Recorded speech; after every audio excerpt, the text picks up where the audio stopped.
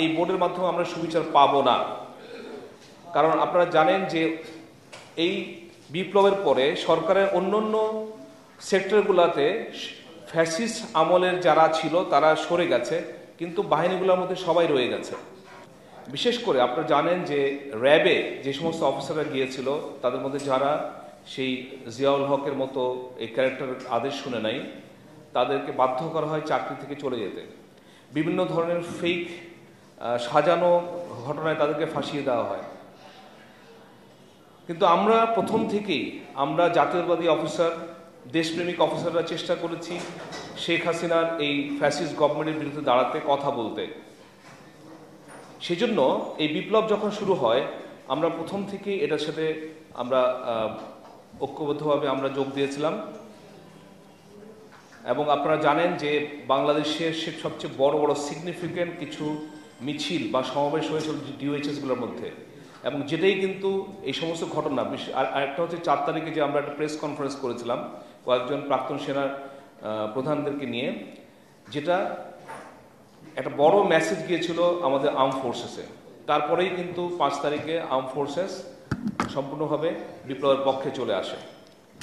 যাই হোক, এই বিপ্লবের পরে আমরা আশা করেছিলাম যে গত 15 বছরে আমাদের যে সমস্ত ভাইরা বোনরা এভাবে নিগৃহীত হয়েছে, সরকার তাদেরকে একটা স্বাধীন কমিশনের মাধ্যমে আমাদের কেসগুলো দেখবে।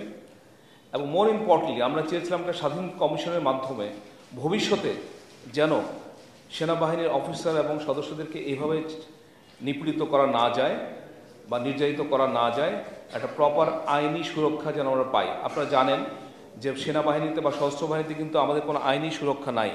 আমাদেরকে যদি আজকে বের করে দেয় কোনো তদন্ত ছাড়া, কোনো শোকজ ছাড়া, আমরা কিন্তু কোথাও যেতে পারি না, আমরা কোনো কোর্টে যেতে পারি না, কারো কাছে আমরা কোনো লিগাল রিকোর্স পাই না। সো এটা একটা ড্রাকোনিয়ান রুল।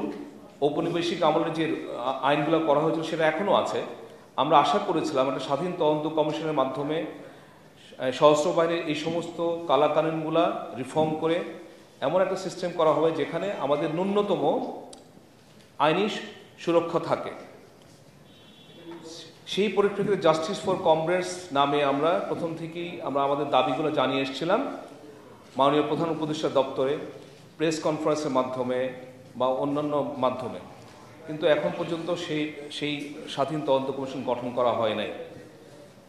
ইতিমধ্যে বাহিনীগুলা কি যেটা করেছে, তারা নিজস্ব একটা বোর্ড করেছে। আমরা জানতাম এই বোর্ডের মাধ্যমে আমরা সুবিচার পাবো না। কারণ আপনারা জানেন যে এই বিপ্লবের পরে সরকারের অন্যান্য সেক্টরগুলোতে ফ্যাসিস্ট আমলের যারা ছিল তারা সরে গেছে, কিন্তু বাহিনীগুলোর মধ্যে সবাই রয়ে গেছে। এটাই রিয়ালিটি। আমরা এটা পছন্দ করি না করি, এটা হচ্ছে রিয়ালিটি। তো যে সমস্ত ফ্যাসিস্ট শাসনের যারা কোলাবোরেটর বাহিনীগুলোতে যারা আছে, যারাই আমাদের উপরে এই সমস্ত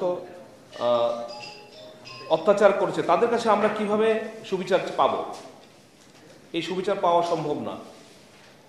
কিন্তু বাহিনীগুলার আমরা নিজেরাও, যেহেতু বাহিনীগুলো আমাদের প্যারেন্ট অর্গানাইজেশন, আমরা তাদের সাথে যোগাযোগ করেছি, আমরা তাদেরকে সেন্সিটাইজ করার চেষ্টা করেছি যেটা ইম্পার্শিয়াল তদন্ত ন্যাশনাল কমিশন করে আমাদের কেসগুলোকে অ্যাড্রেস করা হোক, এবং সেনাবাহিনী সশস্ত্র বাহিনীতে যে বিভিন্ন আইন কানুনগুলোকে রিফর্ম করা হোক। কিন্তু কেউ আমাদের কথা শুনে নাই। এবং আমরা ইতিমধ্যে আমরা আমাদেরকে জানাতে চাই, অ্যাটলিস্ট সেনাবাহিনীর একটা বোর্ডের কার্যকলাপ শেষ হয়েছে এবং তাদের বোর্ড প্রসিডিং মাননীয় প্রধান উপদেষ্টার কাছে জমা দেওয়া হয়েছে এবং এই হচ্ছে।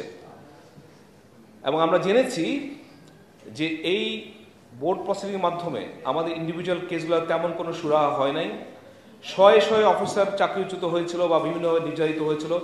মাত্র 163 জন অফিসারের কেসটা ডিল করা হয়েছে, এবং তার মধ্যে মাত্র অল্প কিছু অফিসারকে, যে সমস্ত অফিসার অনেক ভালো ক্যারিয়ার ছিল, যারা জেনারেল হতে পারতো, এবার সেনাপ্রধান হতে পারতো, এই ধরনের অফিসারকে মাত্র একটা র্যাঙ্ক দেওয়া হয়েছে বা সুপারিশ করা হয়েছে।